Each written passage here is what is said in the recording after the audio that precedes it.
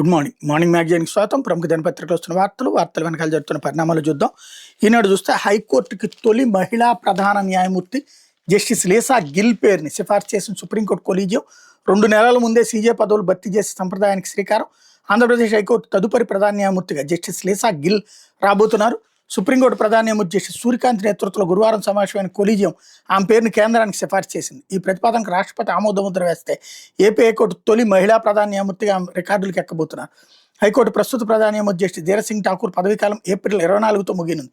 ఈ నేపథ్యంలో 2 నెలల ముందుగానే జస్టిస్ లీసా గిల్ని న్యాయమూర్తిగా ఏపీ హైకోర్టుకు బదిలీ చేయాలని కొలీజియం నిర్ణయించింది. జస్టిస్ ధీరసింగ్ ఠాకూర్ బాధ్యతల నుంచి వైదొలిగిన మరుసటి రోజు నుంచి ఆమె ఛార్జ్ తీసుకోబోతున్నారు అన్నట్టు హైలైట్ చేశారు. ఇకపోతే రాష్ట్రానికి మరో ఉక్కు కర్మాగారం శ్రీ సిటీలో ఎలక్ట్రికల్ స్టీల్ ప్లాంట్ ఏర్పాటు చేయనున్నటువంటి అమెరికా జపాన్ సంయుక్త సంస్థ ప్రొటీరియల్ రాష్ట్రానికి మరో ఉక్కు కర్మాగారం రాబోతుంది. అమెరికా జపాన్ సంయుక్త సంస్థ ప్రొటీరియల్ మెట్గ్లాస్ ఇండియా పేరుతో శ్రీ సిటీలో ఎలక్ట్రికల్ స్టీల్ కర్మాగారం ఏర్పాటు చేయనున్నట్టు ఆ సంస్థ సీఈఓ సీన్ ఎంస్టాక్ వెల్లడించారు. శుక్రవారం ఇక్కడ విలేకరుల సమావేశం ఢిల్లీలో మాట్లాడారు.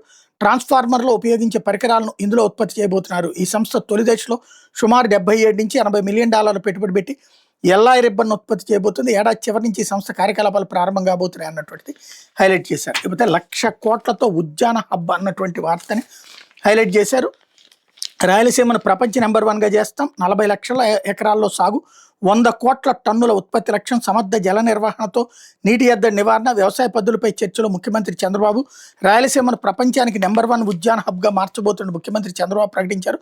1,00,000 కోట్ల పెట్టుబడితో 40 లక్షల ఎకరాలకు సాగును విస్తరించి 100 కోట్లు 1000 మిలియన్ టన్నుల ఉత్పత్తి లక్ష్యంగా ప్రాజెక్టును శ్రీకారం చుట్టామని పేర్కొన్నారు. ఇక్కడ అన్ని రకాల ఉద్యాన పంటలు పండిస్తామన్నారు. దీనికి ప్రభుత్వం 30,000 కోట్లు ఖర్చు చేయనుండగా మౌలిక సౌకర్యాలు, వ్యవసాయ ఆధారిత పరిశ్రమల నుండి అదనంగా మరో 70,000 కోట్ల పెట్టుబడులు వస్తాయని వివరించారు. వ్యవసాయ అనుబంధ రంగాలకు బడ్జెట్ పద్ధతులు చర్చ సందర్భంగా సీఎం మాట్లాడారన్నటువంటిది హైలైట్ చేశారు.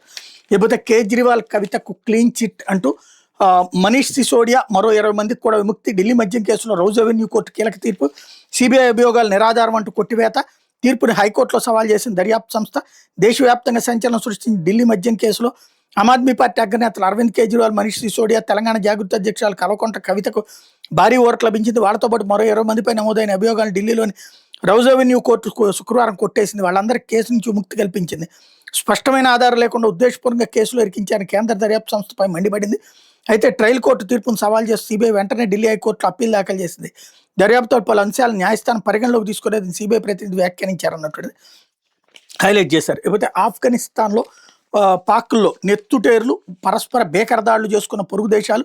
274 మంది తాలిబాన్లను హతమార్చామన్న ఇస్లామాబాద్, 55 మంది పాక్ సైనికులను తొదముట్టించామన్న కాబూల్, ఆఫ్ఘన్తో బహిరంగ యుద్ధంలో ఉన్నామన్న పాకిస్తాన్ ఆఫ్ఘనిస్తాన్ మధ్య ఉద్రిక్తతలు తాజాగా యుద్ధరూపం దాల్చే.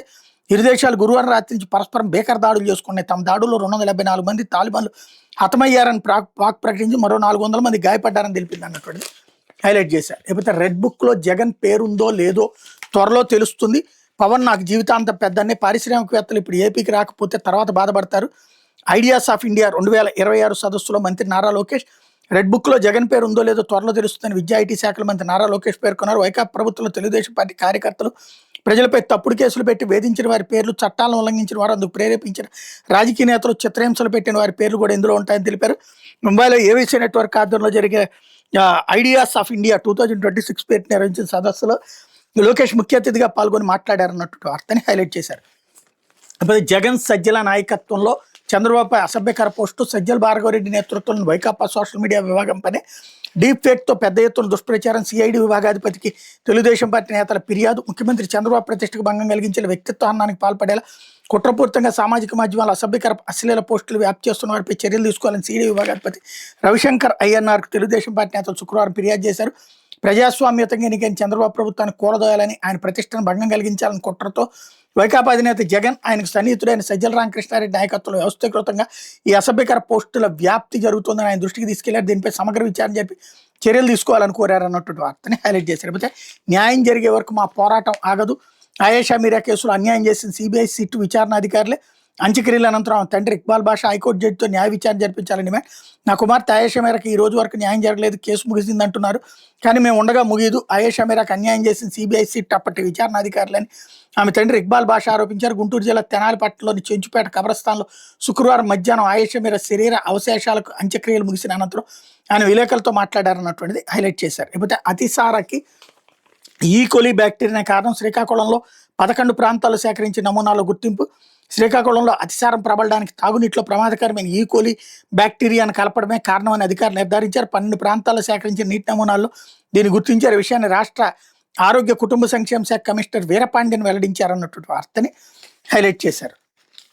లేకపోతే సాక్షి, లడ్డూ వద్దా నాయన, చర్చ జరగాల్సిందే. లడ్డూ ఇందాపూర్ హెరిటేజ్పై చర్చకు వైఎస్ఆర్సీపీ పట్టు. చర్చకు సరేనంటున్న అధికార పక్షం పలాయనం. స్టేట్మెంట్ ఇచ్చి తప్పించుకునే ప్రయత్నం. స్టేట్మెంట్ కాదు చర్చ కావాలంటూ వైఎస్ఆర్సీపీ ఎమ్మెల్సీల పట్టు. బీఎస్సీలో అంగీకరించి ఇప్పుడెందుకు భయపడుతున్నారని నిలదీత. తిరుమల లడ్డు కిందాపూర్ నెయ్యిపై వాయిదా తీర్మానం. చైర్మన్ తిరస్కరణ. ప్లకార్డులు ప్రదర్శిస్తూ ప్రభుత్వం పారిపోయిందంటూ ప్రతిపక్ష సభ్యుల నినాదాలు.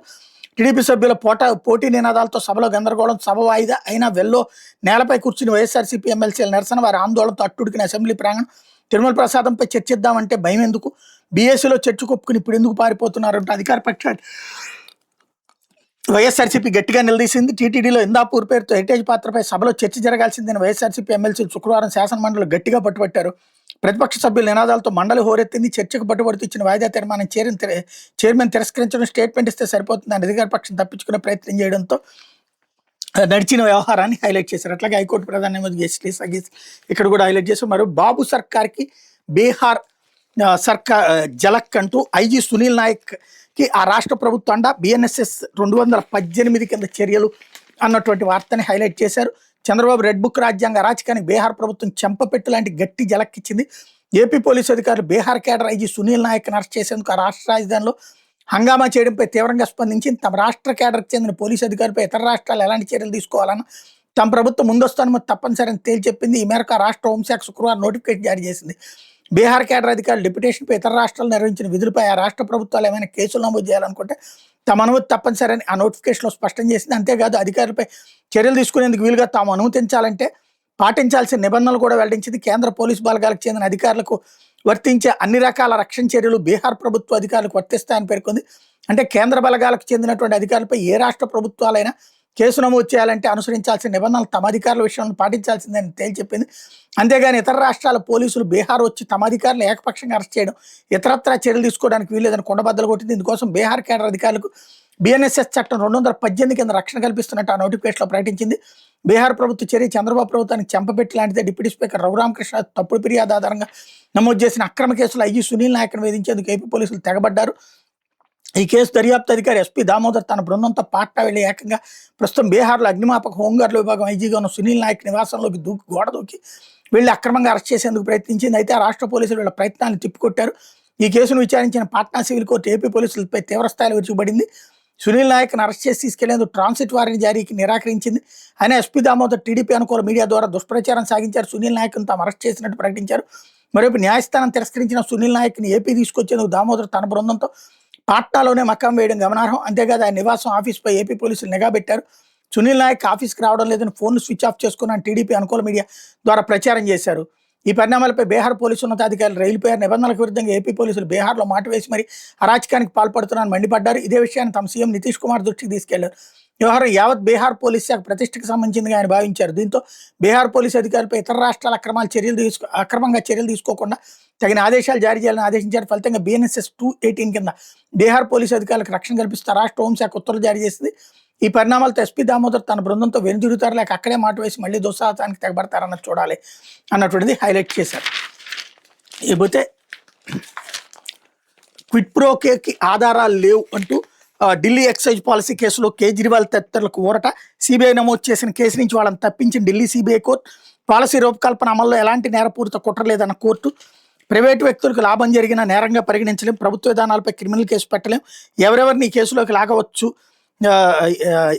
లాగవచ్చా అన్నట్టు మీ దర్యాప్తు ఉంది, సిబిఐపై నిప్పులు జరిగిన న్యాయస్థానం అన్నటువంటిది హైలైట్ చేశారు. అయితే చిలుకూరు బాలాజీ ఆలయ ప్రధాన అర్చకుడు సౌందరరాజన్ కన్నుమూత. చిలుకూరు బాలాజీ దేవాలయ ప్రధాన అర్చకుడు ఆలయ managing committee chairman M V Soundararajan కన్నుమూశారు. అనారోగ్యం బారిన పడిన ఆయన 5 ఏళ్లుగా ఇంటికే పరిమితమయ్యారు. శుక్రవారం మధ్యాహ్నం అస్వస్థకు గురిగా భాస్కర్ ఆసుపత్రికి తరలించారు. పరీక్షించిన వైద్యులు అప్పటికే ఆయన తుదిశ్వాస విడిచినట్టు తెలిపారన్నటువంటి వార్తని హైలైట్ చేశారు.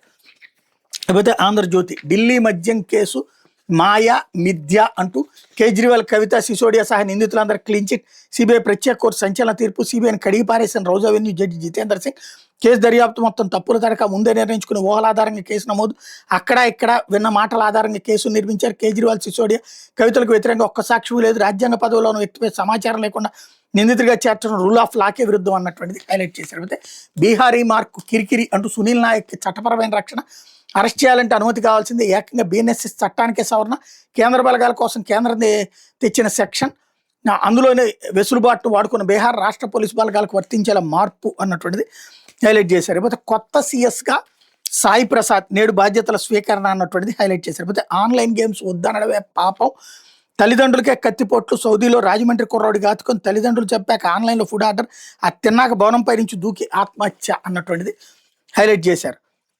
లేకపోతే అన్నదాతల ఆత్మహత్యలకు ఫుల్ స్టాప్, నూతన పాలసీ తెస్తాం, అండగా ఉంటాం, కౌలు రైతుల్ని ఆదుకుంటాం, రాష్ట్రంలో ఏ ఒక్క రైతు ఆత్మహత్య చేసుకునే పరిస్థితి రాకూడదు, ప్రతి రైతుకి అండగా ఉంటామని సీఎం చంద్రబాబు భరోసా ఇచ్చారు.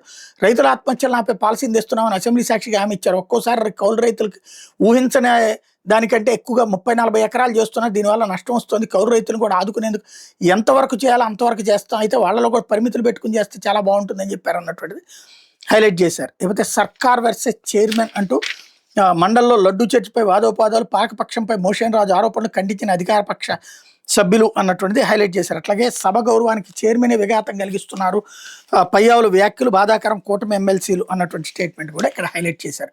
ఇది దినపత్రికలో వచ్చిన వార్తలు వెనకాల జరుగుతున్నటువంటి పరిణామాలు.